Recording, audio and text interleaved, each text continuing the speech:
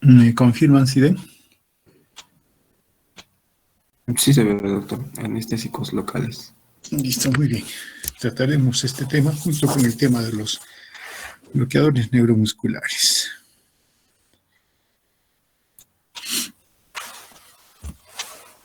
Bien,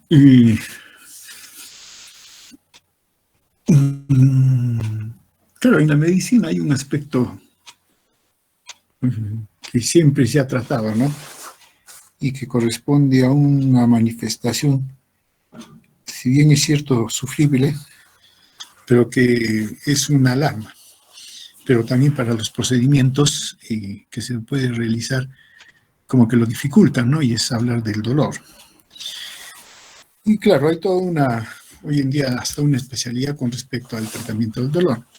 Pero de forma práctica hay ciertos procedimientos, sobre todo quirúrgicos, que se requiere de que se anule o se controle el dolor para efectos de que se pueda realizar estos procedimientos, ¿no?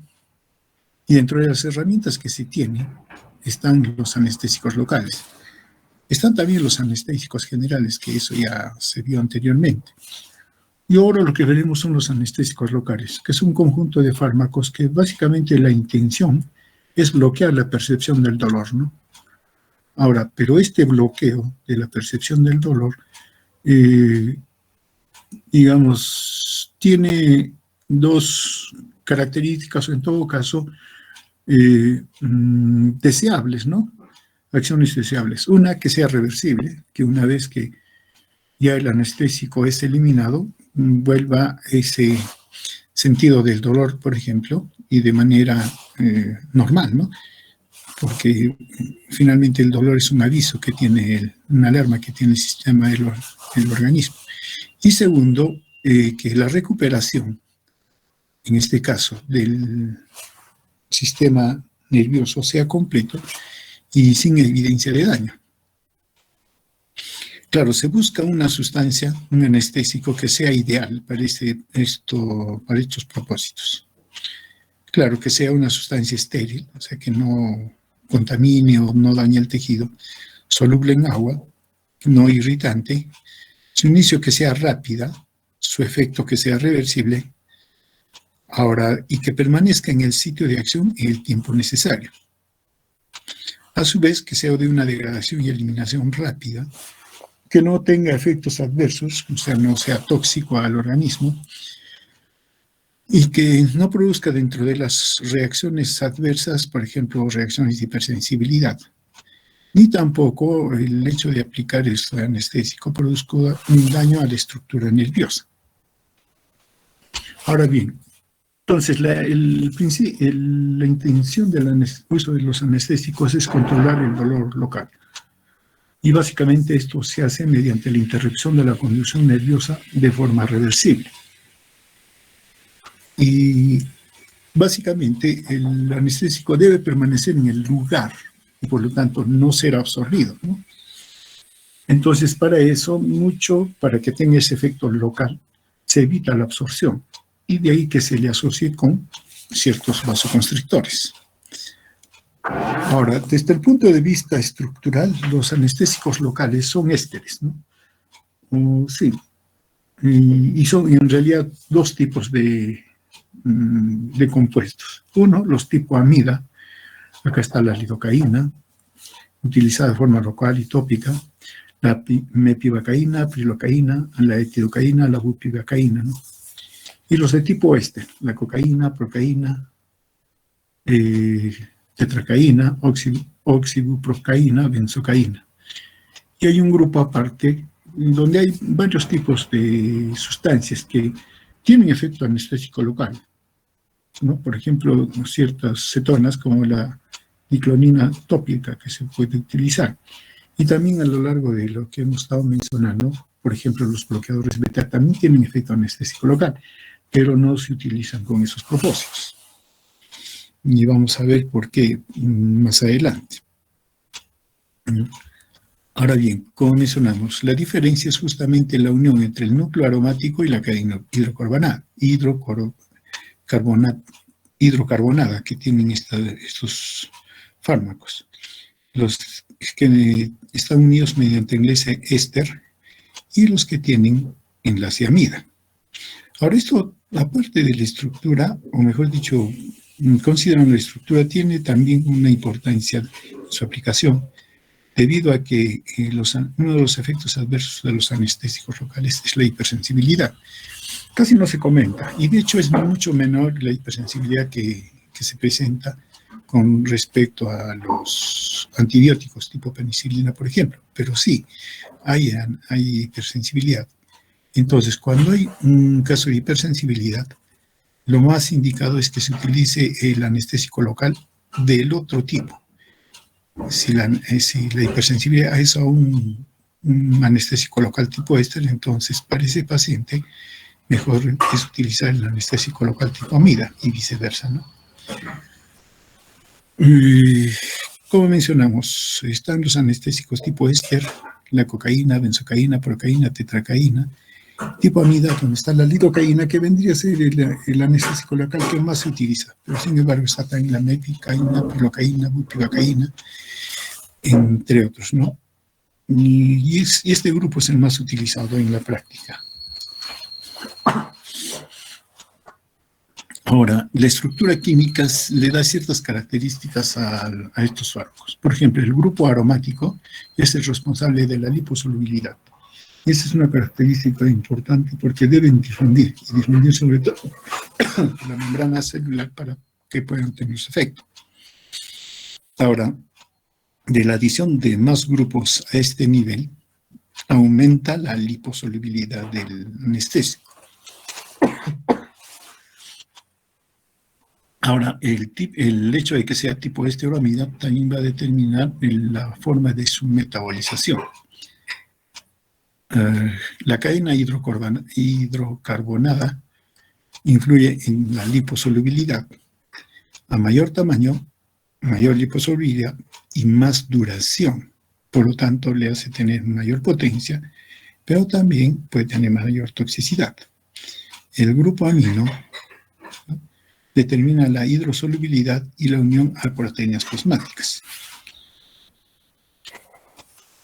Comparamos más o menos cuál es el comportamiento en cuanto al uso. Los de tipo éster, sí, prácticamente no se utilizan, ¿no?, con excepción de algunos casos, como la cocaína, pero tiene su particularidad. Tienen mayor riesgo de provocar alergia, ¿cierto? La toxicidad sistemática tiene una menor importancia, son menos efectivos en la producción de la anestesia. Mientras que los tipo amida son más utilizados, tienen menor riesgo de provocar alergias.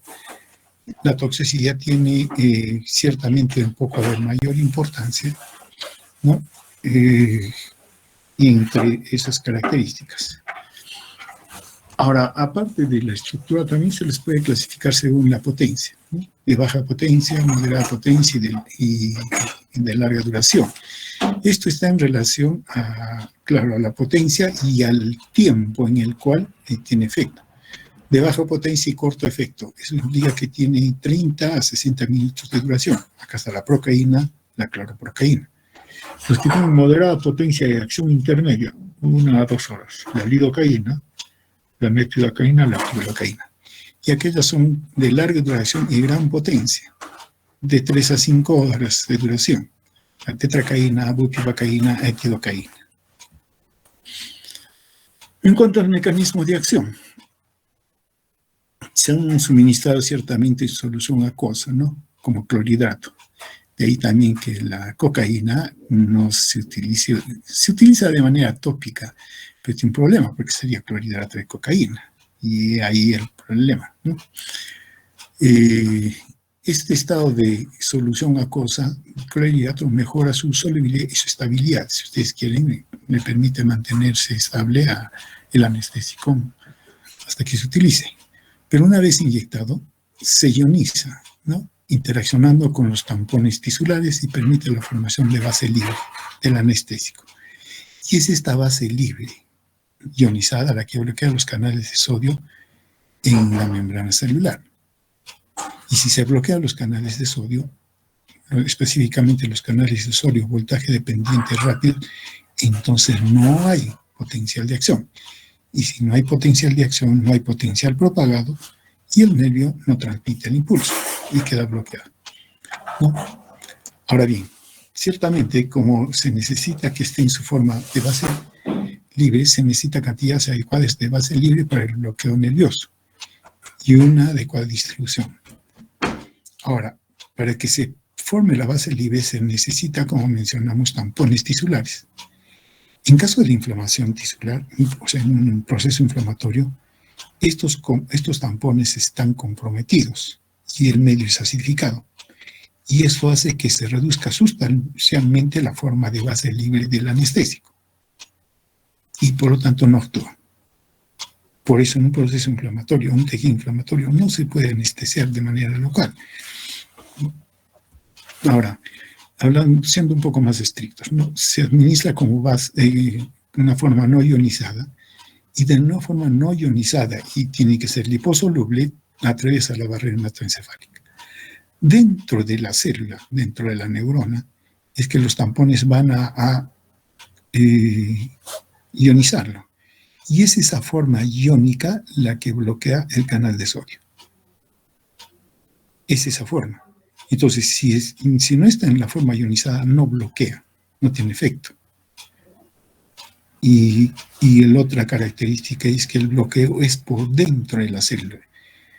El bloqueo canal se realiza por dentro, y eso implica que tiene que pasar, y de ahí la necesidad de que sea liposoluble. Ahora bien, entonces, de esta manera bloquea el canal de sodio voltaje dependiente, evitando la propagación del impulso nervioso. Ahora, también es cierto que no es que tenga solo especificidad por las fibras nerviosas, no. Y hay un orden con el cual bloquea. Solo que lo que nos interesa es el bloqueo de las fibras nerviosas dolorosas, ¿no? Pero hay un bloqueo de todas y sí un orden, ¿no? Las más sensibles en cuanto a ser bloqueadas son las fibras neurovegetativas. Claro que muy poco se manifiesta, ¿no? Porque generalmente como lo utilizamos de manera tópica y externa, entonces como que no hay este efecto, no se evidencia este efecto. Luego bloquea las fibras dolorosas, que es la que sí nos interesa. Después hay también entre las fibras sensitivas hay un orden. Lo primero que se pierde es la sensación de temperatura, la propiocepción, tacto y presión. Y al final se bloquean las fibras motores. Entonces el orden es primero las fibras neurovegetativas, luego el bloqueo de las fibras dolorosas y luego las fibras motores. Y ustedes se habrán dado cuenta, ¿no? Supongo que en alguna oportunidad han ido donde el odontólogo y les ha tenido que anestesiar. Claro, está la insensibilidad, inclusive el odontólogo después que termina su labor le dice no coma de acá a 1 hora, es para que pase el efecto. Y claro, utilizan la lidocaína.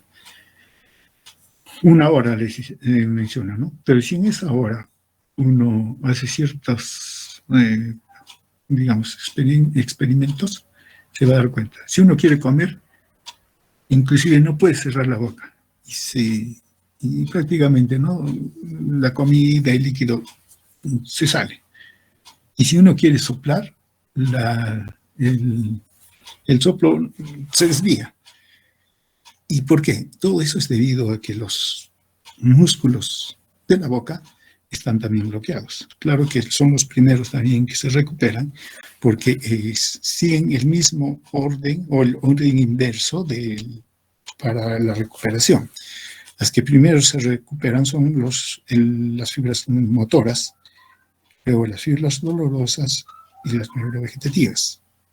En ese orden se van recuperando rápidamente, ¿no?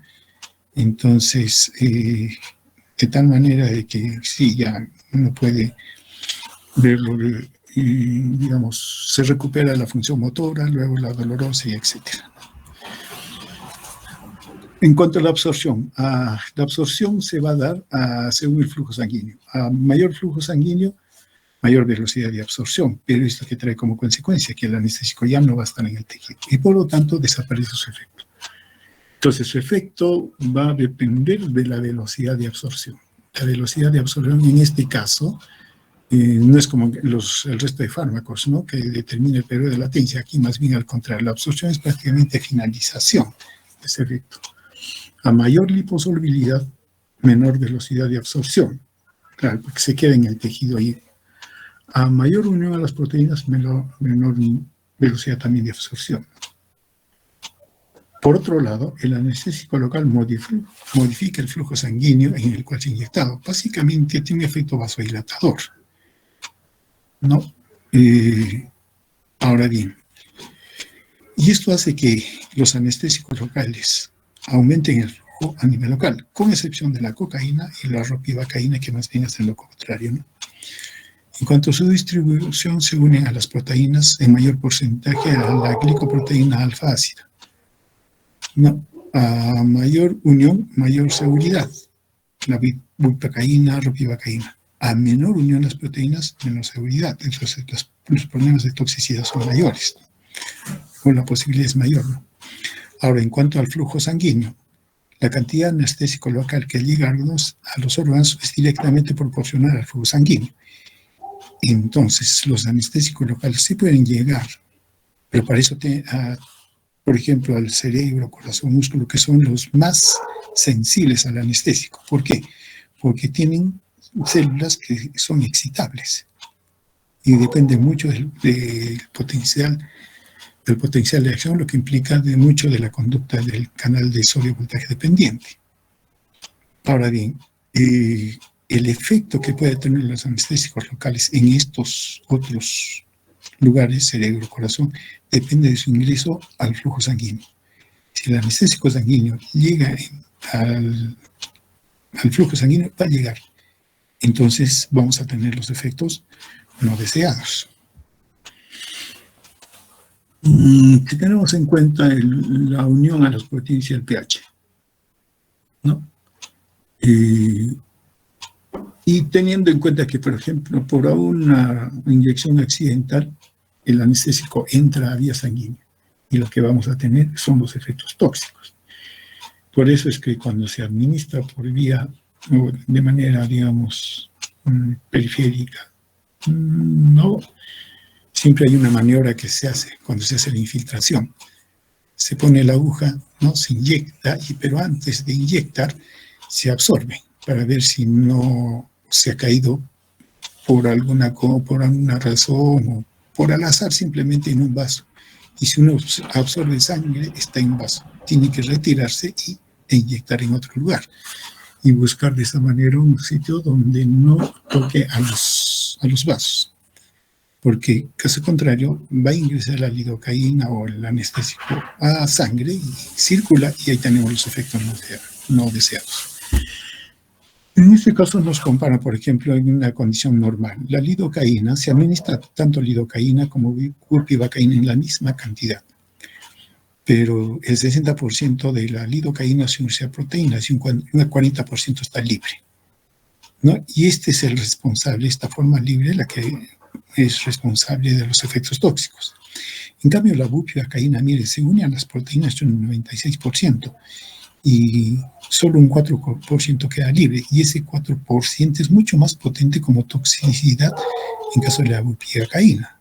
Entonces, la bupivacaína en ese caso es mucho más potente. Pero si nos vamos en el caso de acidosis o hiponatremia, hay mayor disponibilidad de lidocaína, y eso aumenta la toxicidad. Y en caso de la bupivacaína, más bien la fracción libre es mucho mayor, y siempre sigue siendo mucho más potente. Y hay mayor cantidad de anestésico libre, ¿no? Y es mucho más tóxico en este caso. Ahora bien, como mencionamos, es de importancia la toxicidad. Y por lo tanto, para evitar la toxicidad, tener un equilibrio entre la tasa de absorción del anestésico local y su tasa de eliminación por parte del organismo. Ahora, la tasa de metabolización de los anestésicos varía bastante, ¿no? Y eso va a determinar su seguridad. Ciertamente se fija proteína y finalmente la fracción libre es la responsable de la toxicidad.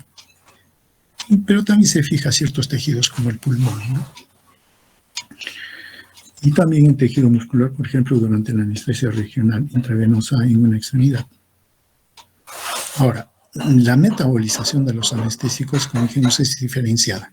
Los anestésicos locales tipo ésteres se inactivan y hidrolizan por acción de las esterasas plasmáticas.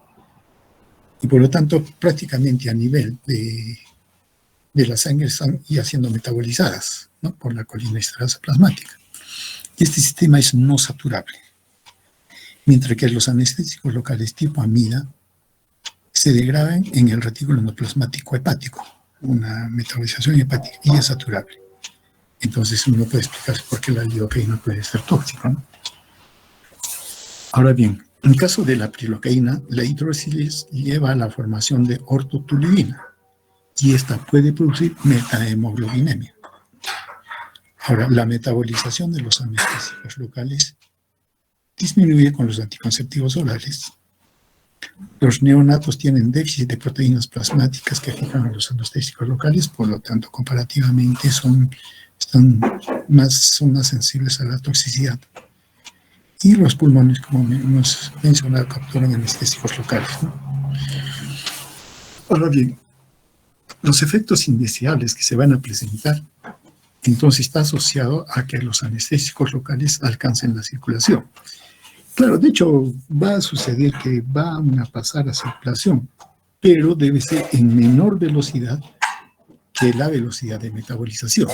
En esos casos no hay problema, pero si se supera la capacidad metabólica, ahí sí, entonces estamos en problemas. Entre los efectos adversos indeseables que se pueden presentar están a nivel del sistema nervioso central: intranquilidad, temblor, confusión, agitación.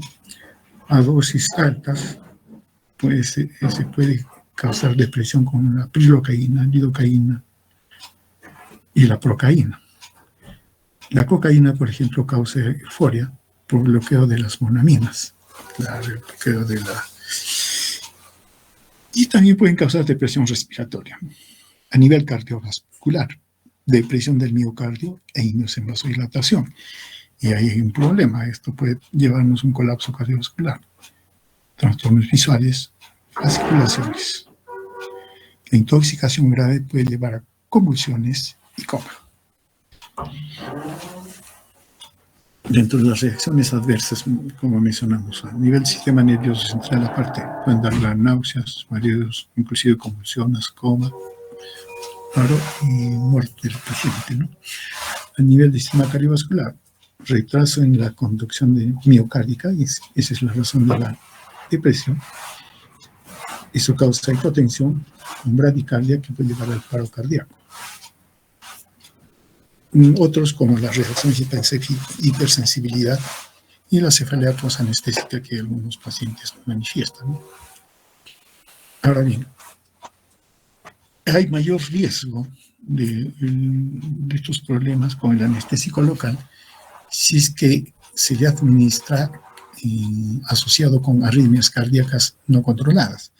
Aquí hay que preguntar al paciente antes de administrarle si no tiene algún problema cardíaco y sobre todo arritmias, ¿no?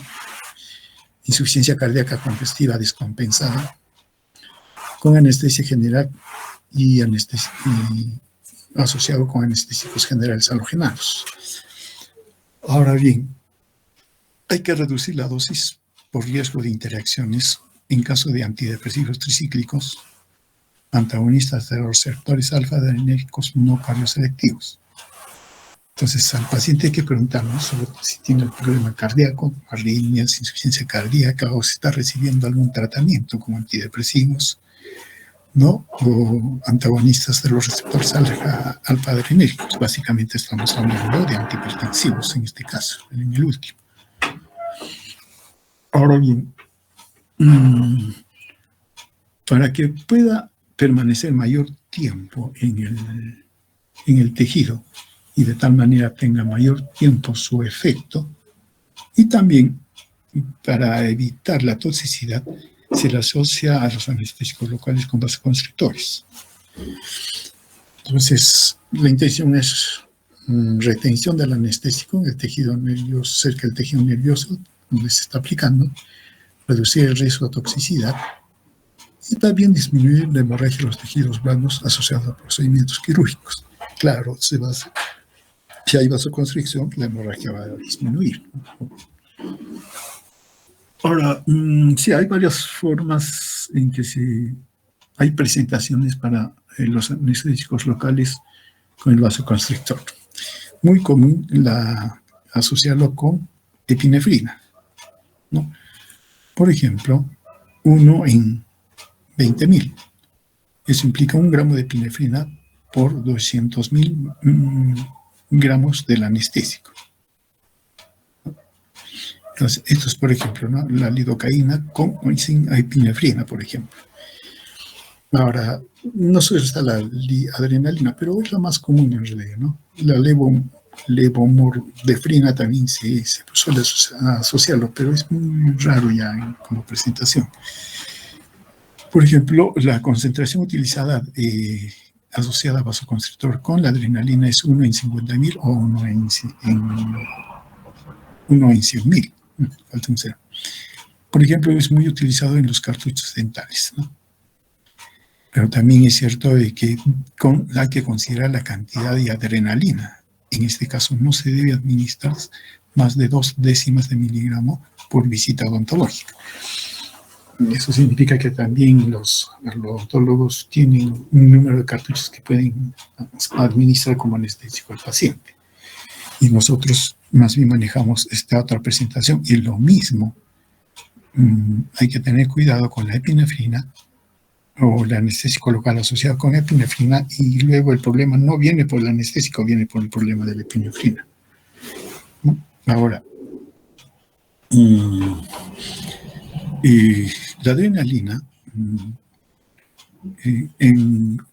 mejor dicho, el anestésico local asociado con adrenalina en personas sanas, o sea, aparte de la lesión de repente que puede tener y por eso se le está aplicando, hay que tener en cuenta si es que el paciente tiene alguna enfermedad cardiovascular. Entonces, en caso de pacientes sanos y en enfermedad cardiovascular, ya no sería sano, ¿no?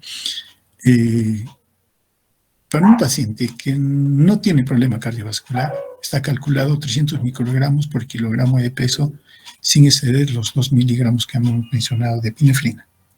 Ahora, pero si el paciente tiene enfermedad cardiovascular, pero que no afecta sus actividades, ¿no?, se recomienda 1.5 microgramos por kilogramo de peso sin exceder 0,1 miligramo. Y en caso de pacientes con enfermedad cardiovascular que presentan limitaciones en sus actividades, se recomienda 0.75 microgramos por kilogramo de peso sin exceder 0,4 centésimas de miligramo. Entonces, hay que ver, ¿no?, si el paciente tiene enfermedad cardiovascular o no. Si lo tiene, hay que ajustarlo. Generalmente a la mitad, si es que está compensado y no hay problema, o a ¿cuánto sería? A 1/4 de cantidad de adrenalina si es que tiene una enfermedad cardiovascular que limita sus actividades. Ahora, hay ciertas condiciones que también contraindican el uso del anestésico asociado a epinefrina, como es el hipertiroidismo no controlado. Y también hay un mayor riesgo en caso de pacientes con hipertensión arterial grave no controlada, pacientes con angina de pecho inestable o no tratada, en caso de isquemia miocardio, infarto en los 3 a 6 meses anteriores. O sea, hay que preguntar si es que hay ese antecedente. Accidente cerebrovascular en los últimos 3 a 6 meses. Todo eso es necesario preguntar antes de pensar de aplicar el anestésico local asociado a vasoconstrictor. No, ahora bien, hay otra condición también. Los anestésicos locales asociados a vasoconstrictor tipo epinefrina no se administran en lugares de terminación de irrigación sanguínea. Vale decir, dedos, tanto de manos como de pies, pabellones de la oreja, lóbulos de la nariz y en genitales.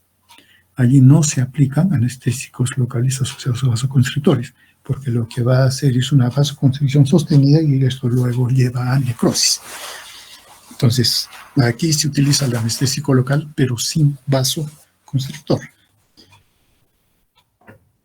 Contraindicaciones de los anestésicos: angina de pecho, hipertensión no controlada, arritmia cardíaca insuficiencia uteroplacentaria, tratamiento con inhibidores de la MAO, claro, regiones con riesgo de isquemia, los que hemos mencionado, y también la anestesia regional intravenosa. Y que acá están unas características o propiedades de los anestésicos locales, ¿no? que más se conoce, pero de hecho la lidocaína es la que en nuestro medio utilizamos, ¿no?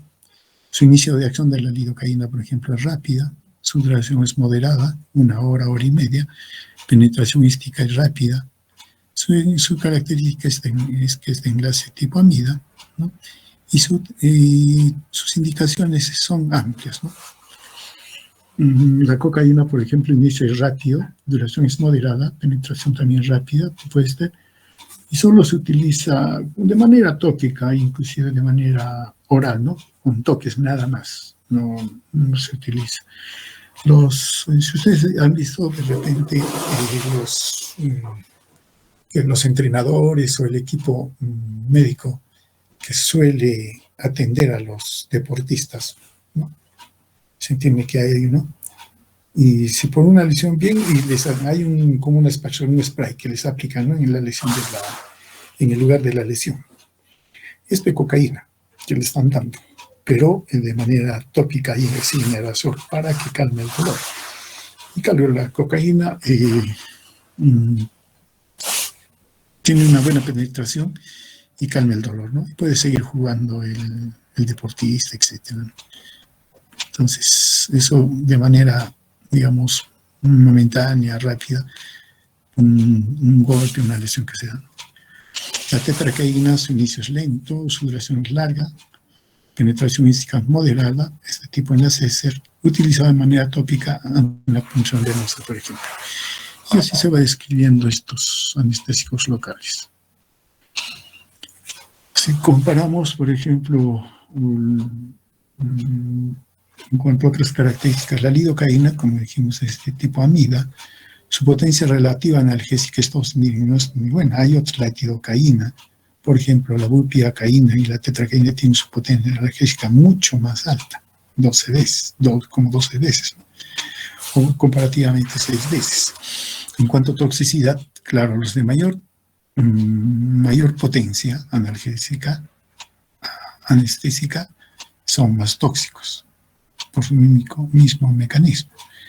En cuanto a su liposolubilidad o lipofilia relativa, más bien varían, ¿no? Cada uno de ellos. El pK, el periodo de latencia, comparamos con la lidocaína, la prilocaína es mucho más rápida, ¿no? La duración del efecto, el tiempo de vida media, etcétera, ¿no? Ahora está inclusive la dosis máxima, si es que das por vía, sí, las dosis máximas utilizadas. Ahora, como mencionamos, se clasifican dependiendo de la potencia y el tiempo. Baja potencia, corto efecto, 30 a 60 minutos, procaína, clorprocaína. Los que tienen una potencia intermedia, 1 o 2 horas, lidocaína, mepivacaína, pilocaína. Y los de larga duración, gran potencia, 3 a 5 horas, tetracaína, bupivacaína, etidocaína. Ahora, hay formas de aplicar los anestésicos.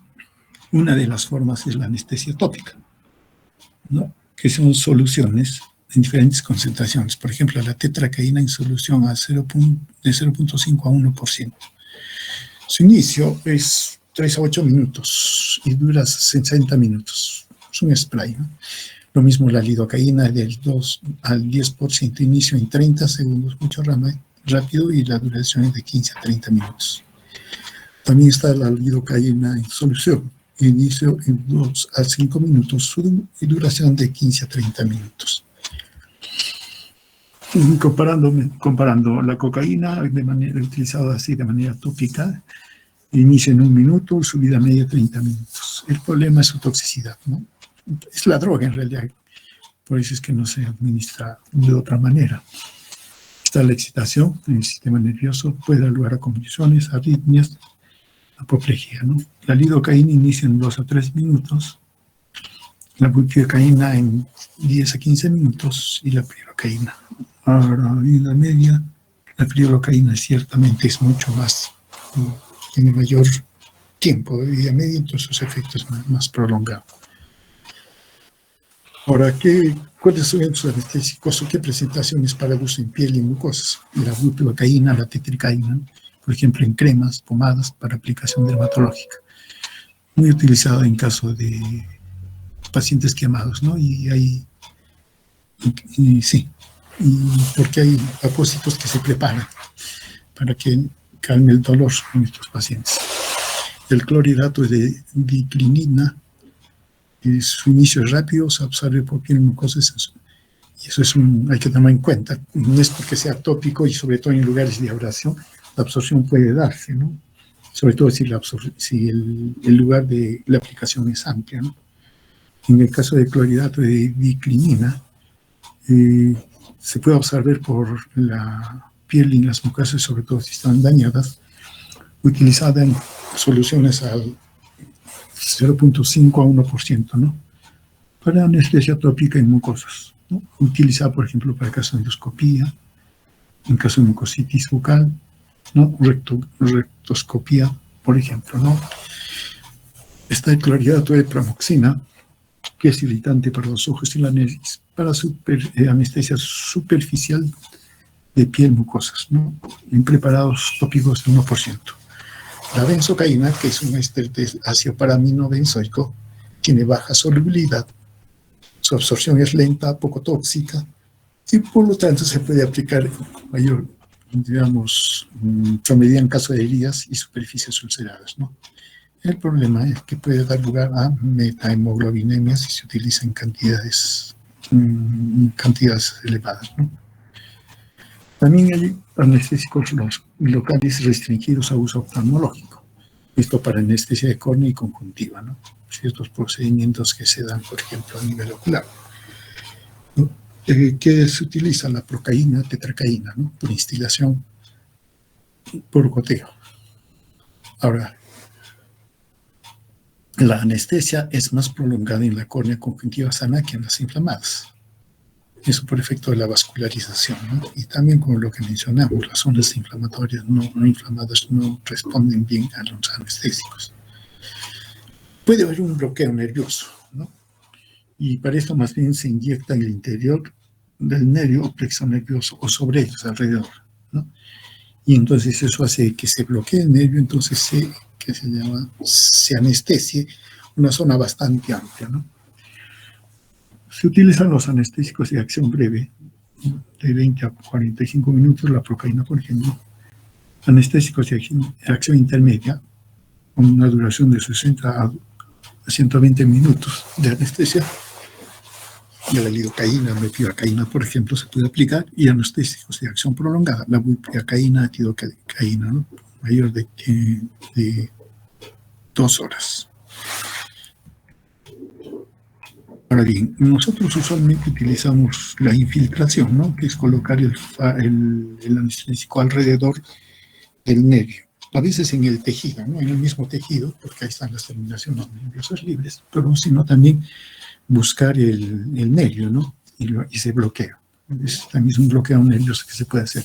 Sobre todo, por ejemplo, cuando hay que anestesiar los dedos, ¿no? Claro que ahí utilizamos anestésicos sin epinefrina, nada. Entonces se anestesia y se bloquea toda la sensibilidad a nivel de los dedos, ¿no? Entonces, esa es la forma más común que tenemos, ¿no? Un bloqueo nervioso por infiltración. Ahora, puede haber algunas complicaciones, sí. Algunas de hecho no son responsabilidad del propio anestésico, como las infecciones, un hematoma que se puede producir, ¿no? Y también puede haber un síndrome de compresión nerviosa. Si no se tuvo la precaución o por accidente, una inyección intravascular.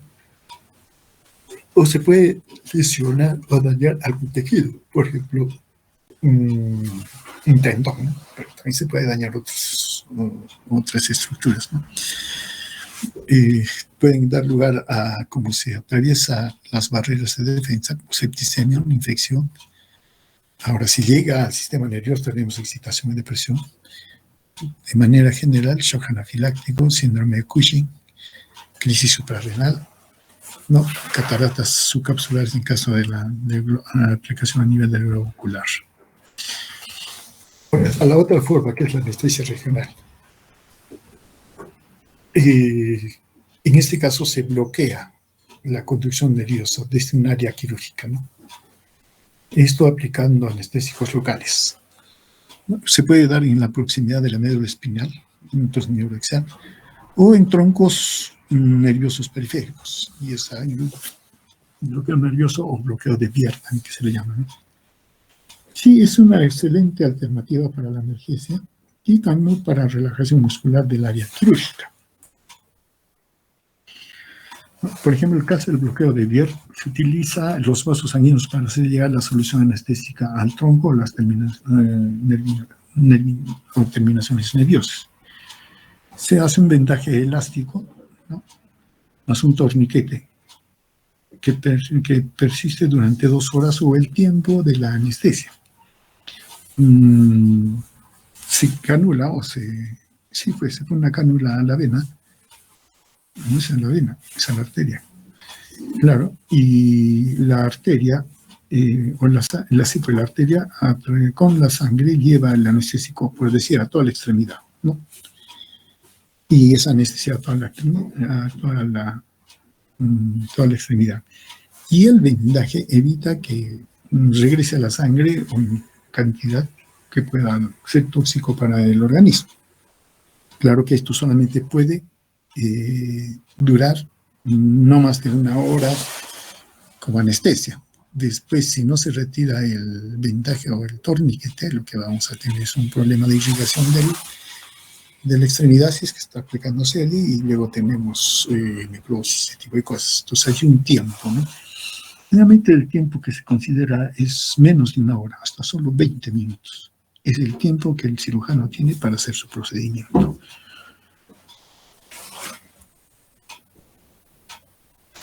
Ahora, la otra técnica es la anestesia raquídea, ¿no?, que sí tiene un efecto mucho más amplio, y se dice por raquídea porque se administra más o menos por debajo de L2, L3 a nivel del cono medular, que hay un espacio subaracnoideo mucho más amplio, ¿no? Entonces lo que se hace es llegar ese espacio al cono medular y se coloca el anestésico. Y simplemente se va a difundir y bloquea todos los nervios desde ese nivel hacia abajo, ¿no? Porque básicamente está bloqueando la porción final de la médula espinal. Ahora bien, antes, como que el anestésico local dependía de su densidad, y eso determinaba la varicidad. Si el anestésico era mucho más denso, su varicidad era mayor que el líquido cefalorraquídeo, entonces el anestésico se iba abajo, ¿no? Pero si era menor, se va para arriba. Entonces, dependiendo de la densidad, es que se administraba. Generalmente para permitir que el anestésico ascendiera un poco más arriba, entonces el nivel de anestesia sea también un poco más alto, ¿no? Hoy en día no se utiliza este procedimiento, ciertamente, ¿no? Ahora, en este procedimiento de anestesia raquídea, las fibras simpáticas son las más sensibles, ¿no? Y eso da lugar a bloqueo del sistema simpático y parasimpático. Y en algunos casos puede traer problemas cardiovasculares por vasodilatación. Esto por bloqueo de las células simpáticas preganglionares. Esta anestesia raquídea se puede hacer con lidocaína, tetracaína, bupivacaína. Y la anestesia epidural es administrar el anestésico por fuera del ligamento amarillo en el periósteo y la dura madre. Y en este caso sí se puede utilizar, pues se puede determinar la altura, hasta qué altura se puede hacer. Se puede hacer desde niveles cervicales, ¿no?, hasta la parte final de la médula, porque total este espacio epidural está ahí y se puede administrar. Entonces, aquí eso evita lo que antes se consideraba, ¿no?, la varicidad del anestésico. Con esta técnica uno puede bloquear cualquier nivel, cualquier nivel de la columna. Y concluiremos con esto de los bloqueadores neuromusculares. Estos fármacos van a bloquear la transmisión del impulso nervioso de la neurona motora al músculo. Específicamente, estos actúan a nivel de la placa neuromuscular. Ahora bien, entonces lo que van a bloquear básicamente es al receptor nicotínico. Hay varios tipos de bloqueadores neuromusculares, ¿no? Si hablamos como compuestos químicos, están los ésteres de colina, los alcaloides naturales, las benzildizoquinolinas, los esteroides de amonio. Entre estos ésteres de colina, la succinilcolina, que es hidrolizada por la enzima colinesterasa plasmática. No produce bloqueo ganglionar, pero puede dar lugar a la liberación de histamina. Ahora, si consideramos que el que se va a bloquear es el receptor nicotínico, recordemos que también hay receptores nicotínicos en los ganglios. Entonces, estos bloqueadores neuromusculares pueden también dar lugar a un bloqueo a este nivel. Y entonces lo que vamos a tener son problemas a nivel del sistema nervioso vegetativo. Sobre todo en el simpático, porque el simpático, acordémonos, tiene un efecto tónico. Y entonces, si se bloquea a nivel de los ganglios, el que se va a ver más afectado es justamente el sistema simpático. Y de ahí vamos a tener, o podemos tener los efectos indeseables. Están los alcaloides naturales como la D-tubocurarina, que se depura a nivel hepático, tiene un bloqueo parcial de los ganglios y sí puede ocasionar la liberación de histamina, ¿no?, con mayor frecuencia. El atracuronio, midocuriono, se hidrolizan por enzimas colinesteras plasmáticas, casi no tienen bloqueo ganglionar, y la liberación de la histamina también es más raro, ¿no? Entre los esteroides de amonio, pancuronio, becuronio, rocuronio, también se eliminan por depuración hepática y eliminación renal. Menos bloqueo ganglionar y menos también liberación de histamina. Prácticamente los naturales son los que tienen ese problema, ¿no?, como la succinilcolina y la D-tubocurarina. Ahora bien, en cuanto al mecanismo de acción, hay dos tipos de bloqueadores neuromusculares, los despolarizantes y los no despolarizantes. Los despolarizantes actúan como agonistas parciales, ¿no? Inicialmente dan lugar a la apertura del canal iónico de la acetilcolina, estamos hablando del receptor nicotinil, pero dado que se une y la persistencia hace que se agote la actividad del receptor, en este caso del receptor nicotínico, y eso hace que se bloquee la transmisión neuromuscular. Pero no sin antes, sí va a tener un efecto estimulante, si quieren, ¿no?, y se va a evidenciar, ¿no?, pero al final se agota, y ahí viene el bloqueo neuromuscular. Y están los no despolarizantes, que sí son más bien inhibidores competitivos a los receptores nicotínicos con respecto a la acetilcolina. Ahora bien, los bloqueadores neuromusculares antidespolarizantes también se les llama competitivos estabilizantes no despolarizantes, ¿no? Y se los clasifica en aquellos que son de acción prolongada, como la D-tubocurarina, la metocurina, pancuronio. Su inicio de efecto se da en 4 a 6 minutos. La duración del efecto dura, en caso de la tubocurarina, de 60 a 120 minutos, ¿no? Y el pancuronio, por ejemplo, de 40 a 60 minutos. Los bloqueadores neuromusculares despolarizantes, competitivos, estabilizantes o no despolarizantes de acción intermedia son el becuronio o el atracuronio. Su efecto inicia en 2 a 4 minutos y el becuronio tiene una duración de efecto de 20 a 30 minutos y el atracuronio de 15 a 30 minutos. Y los de acción breve, está el midacuronio.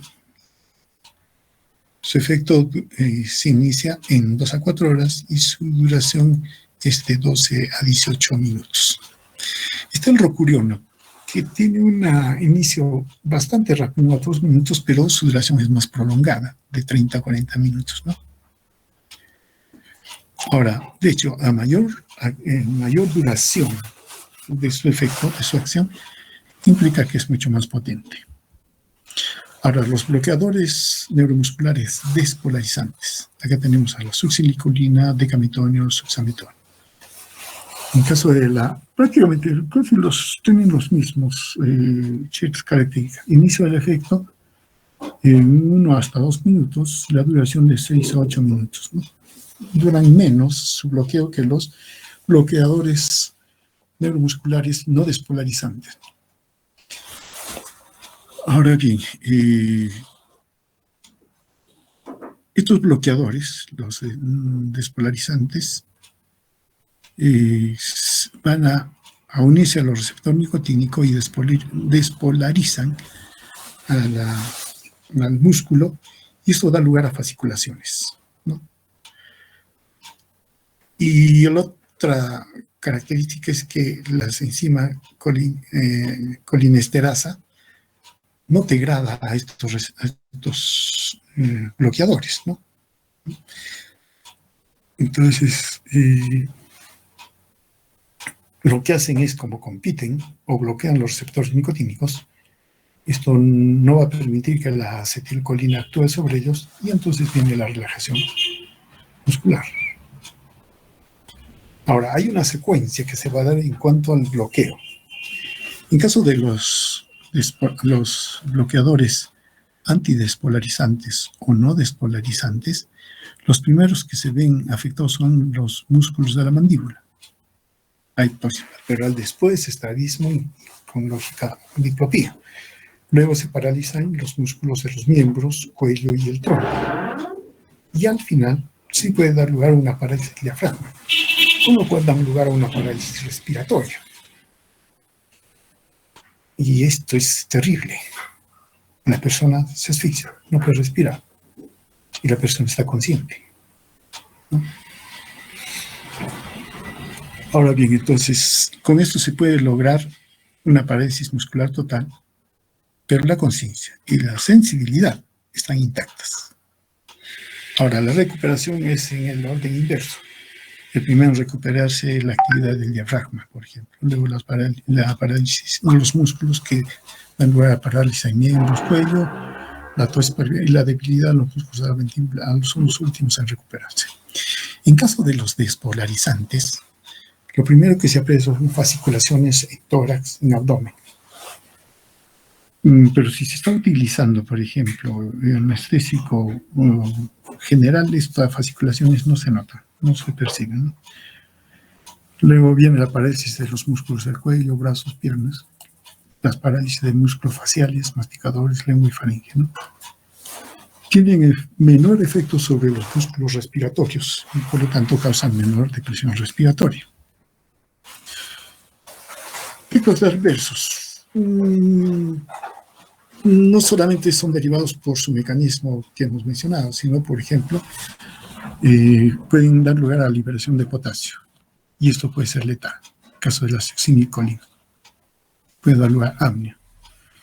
Y hay que tener mucho cuidado cuando se aplican con digitálicos, ¿no? Y también cuando hay destrucción de tejidos, porque cuando hay destrucción de tejidos se libera bastante cantidad de potasio. Está la liberación de histamina, que puede dar lugar a ronchas, broncoespasmos, con aumento de la secreción bronquial salivaria, y también hipotensión arterial. Claro. Puede dar bloqueo de los ganglios autónomos y de la médula suprarrenal. Esto conduce a hipertensión arterial y aumenta la frecuencia cardíaca. A nivel cardiovascular pueden causar hipotensión arterial grave. También están involucrados en el hecho de que pueden causar hipertermia maligna, sobre todo cuando se les administra asociado a anestésicos halogenados. Es el caso de la succinicolina, ¿no? Ahora, como intoxicación puede dar lugar a parálisis respiratoria.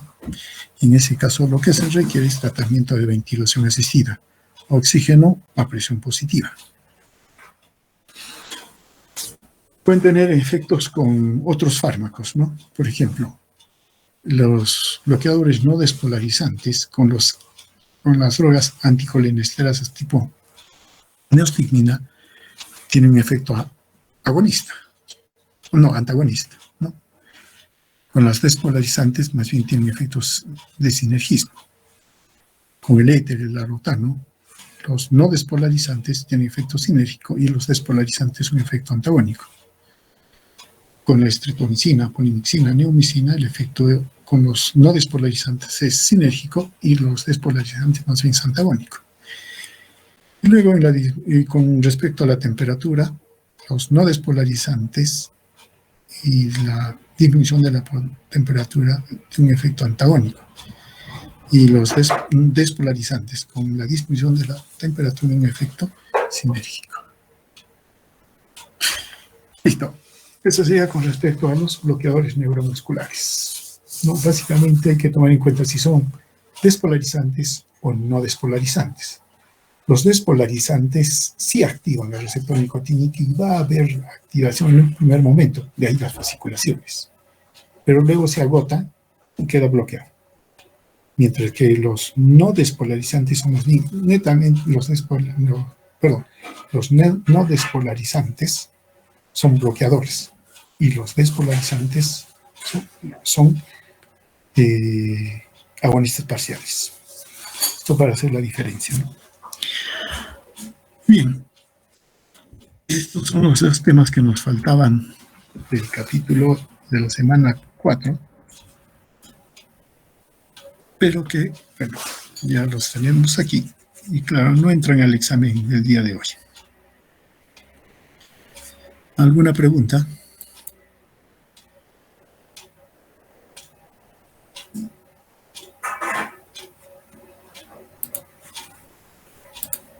¿Están ahí? Creo que ya se fueron. Yo también me voy. Está aquí, doctor. Ya, bien.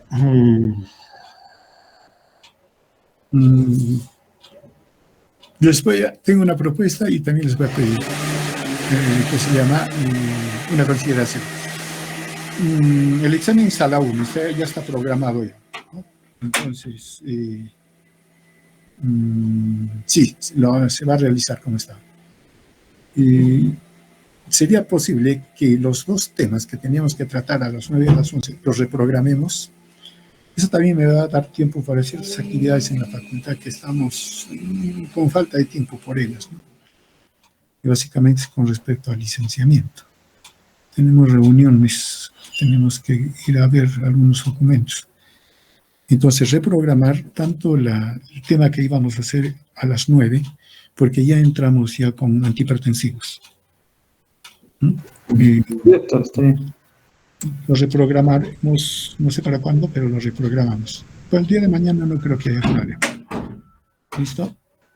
Sí, doctor. Entonces lo reprogramamos. ¿Ya? ¿Listo? Entonces nos vemos mañana. Primero, bueno, tenemos primero con inmunología y luego con farmacología. Va a estar ya programado y lo que vamos a desarrollar son los antihipertensivos. Bien, entonces nos vemos el día de mañana. Sí, doctor. El examen práctico también ya lo programamos, ¿verdad? Solo estaba el teórico.